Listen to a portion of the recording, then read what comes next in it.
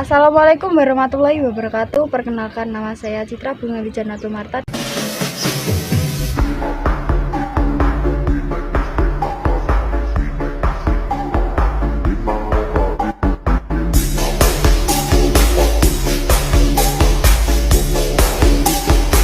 Dan teman saya Rizka Prisanita Tansari.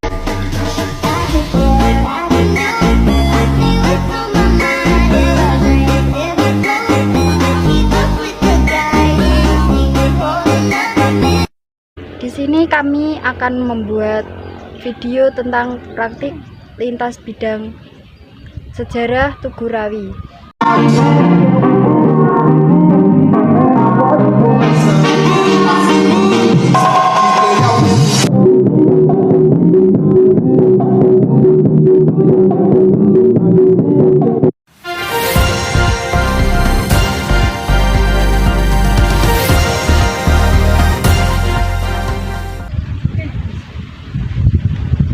Aibda Rawi sejauh ini hanya dikenal dengan istilah nama jalan dan lapangan. Padahal ia adalah sosok pejuang kemerdekaan. Sejarah bahwa perjuangan mempertahankan kemerdekaan di daerah Ngasem dilakukan Aibda Rawi, sebuah nama yang tak asing bagi masyarakat Ngasem dan Bojonegoro pada umumnya. Di Kecamatan Ngasem, nama Aibda Rawi diabadikan sebagai nama jalan di sekitar perempatan Ngasem ke selatan. Bahkan di Desa Trenggulunan didirikan sebuah monumen atau tugu yang memperingati perjuangan Aibda Rawi yang letaknya di sebelah barat jalan.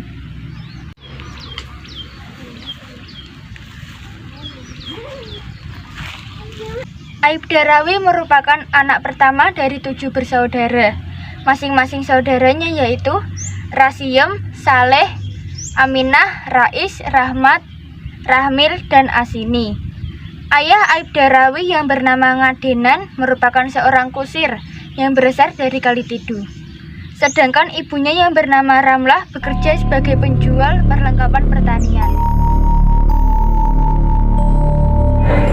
Sejak kecil, Aibda Rawi terkenal memiliki kepribadian sebagai pekerja keras dan tanggung jawab, sehingga sangat sesuai dengan kedudukannya sebagai anak sulung yang dapat dijadikan teladan bagi adik-adiknya.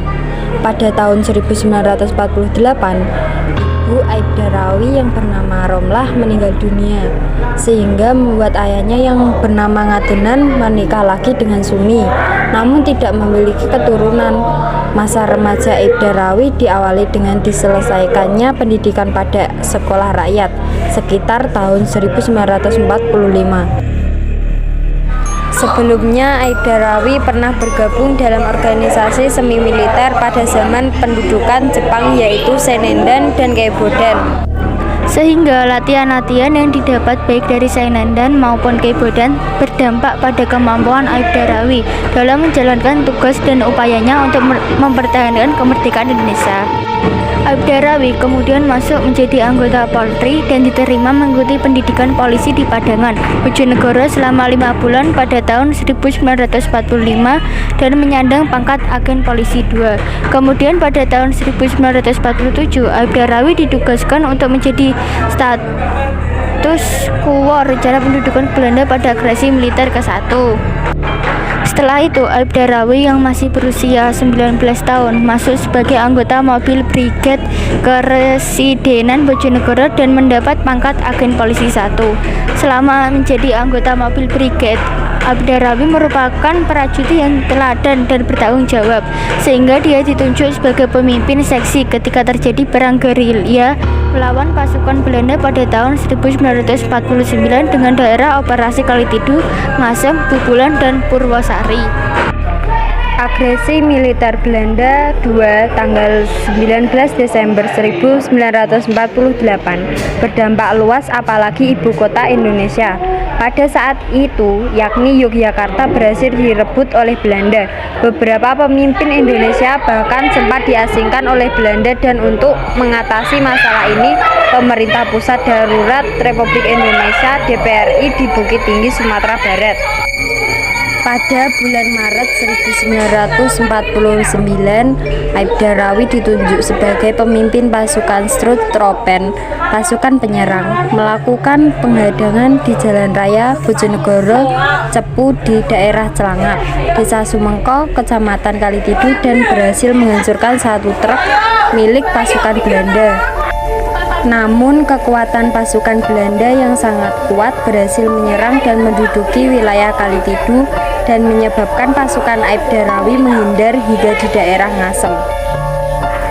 Karena merasa terjepit, Aibdarawi dan pasukannya mengungsi di sekitar desa Kalitidu dan menemukan beberapa benda dari pasukan Belanda, diantaranya magazen peluru, brand, dan sepatu.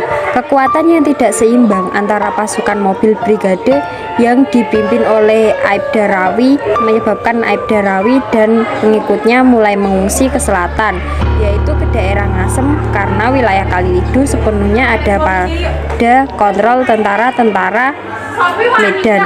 Akan tetapi dengan strategi pengepungan yang diterapkan oleh Belanda, maka justru pasukan Aibdarawi yang terjepit pada pertempuran yang kurang lebih berlangsung selama 30 menit ini, bunyi tembakan dan ledakan mesin pun tak terhindarkan, bahkan hingga terdengar dari jarak beberapa kilometer. Karena semakin terjepit dan serangan membombardir Belanda dari segala sisi, akhirnya dengan tembakan beruntun dari pasukan Belanda, Aibdarawi akhirnya gugur tepat di tempat yang saat ini telah dibangun Tugu Peringatan Aibdarawi. Sedangkan makam Aibdarawi berada di Taman Makam Pahlawan Jalan Ki Haji Hasyim Asyari, Bojonegoro. Sebuah perjuangan panjang dan melelahkan dalam upaya untuk terus mengusir penjajah, karena satu ucap pekik merdeka berarti merdeka selamanya.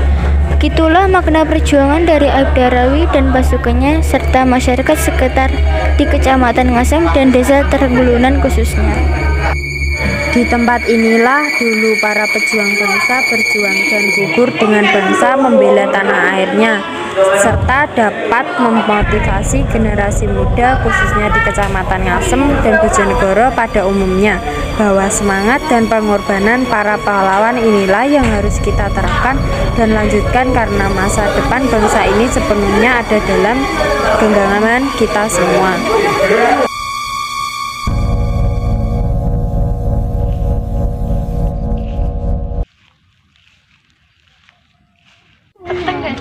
Demikian penjelasan dari kami. Wassalamualaikum warahmatullahi wabarakatuh. Waalaikumsalam.